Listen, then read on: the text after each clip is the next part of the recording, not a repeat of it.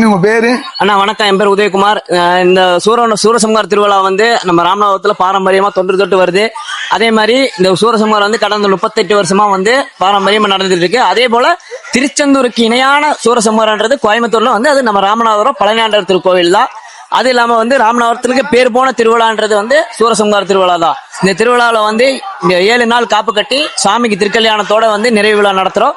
இந்த 6 நாள் வந்து பக்தர்கள் எல்லாம் கங்கணம் கட்டி தங்களோட விரதத்தை முடிச்சு நாளைக்கு முருகப்பெருமானுக்கு திருக்கல்யாணம். விழா வந்து பல்லாயிரக்கணக்கான மக்கள் கூடி இந்த விழாவை ஊர் பொதுமக்கள் எல்லாம் சேர்ந்து மிக சிறப்பான முறையில் நடத்திட்டு வர்றோம்.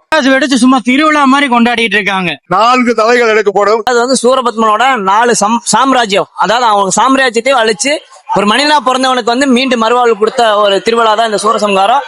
அதே மாதிரி சூரன் அழிச்சாலுமே வந்து முருகர் வந்து தன் காலடியிலே வந்து சேவலும் மயிலுமா வந்து ஏத்து அருள்ற திருவிழா தான் இந்த சூரசம்ஹார திருவிழா. இது பாரம்பரியமா வந்து நடந்துட்டு இருக்கு. அதே வந்து ஊர் எப்பவுமே வந்து சீரும் சிறப்புமா நடந்துட்டு இருக்கு.